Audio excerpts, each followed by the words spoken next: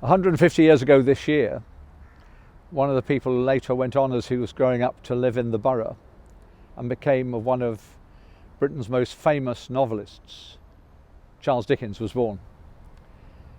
And in one of his most famous books, A Tale of Two Cities, he writes the first words at the very beginning of that book. It was the best of times, it was the worst of times. I think that's what we may think if we look back on this year.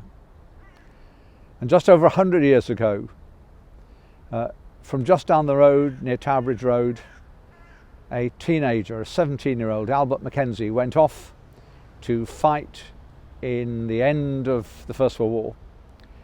He took part in the Zeebrugge raid. He was severely injured, but because of his bravery, on behalf of and voted for by all his colleagues, he was awarded the Victoria Cross. He went off to a war that was one of the worst of times. When he received his Victoria Cross from the King in Buckingham Palace, it was one of the best of times. And yet within 4 months, he died from the Spanish flu. For his family and so many others, one of the worst of times again. This year's been like that for many of us. We've seen young men from Bermondsey die of COVID, and old people from our community die of COVID too. We've seen people tragically in hospital and then die having taken their own lives. We've seen other friends and family, like my great friend Catherine, die peacefully in her bed, age 90. And we're here because we remember with love and affection those we see no more but who meant so much to us. But we've seen some wonderful things. We've seen the wonderful service of the family that is Albin's in the front line, looking after those who've been bereaved and in mourning. We've seen our nurses and doctors and ambulance personnel and other NHS workers, and we've clapped for them because they have been doing the best of British in the worst of times. And we've seen so many other people give beyond the call of duty to serve their neighbour, their friends, their family and their community.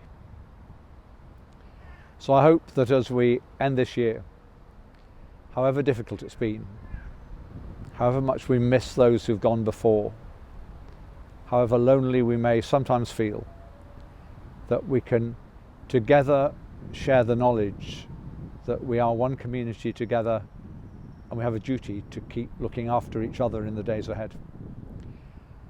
And the good news at the end of this great annual service of remembrance, Christmas service, is that it's based on the Bible. The Bible which starts based in the Garden of Eden is Genesis, and which ends with the vision of the garden at the end of Revelation. And so I hope to encourage you and encourage all of us. You will be able to share just with me these few verses, firstly from the Old Testament, from the book of Isaiah, and then from the book of Revelation. In Isaiah chapter 35, Isaiah writes, "The people the Lord has rescued will come back singing as they enter Zion. Happiness will be a crown they will always wear. They will celebrate and shout because all sorrows and worries will be gone far away." And in the last book of the Bible, chapter 22 of Revelation, John wrote, "The angel showed me a river that was crystal clear and its waters gave life.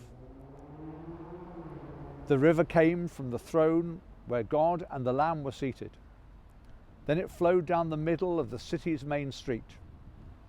On each side of the river are trees that grow a different kind of fruit each month of the year.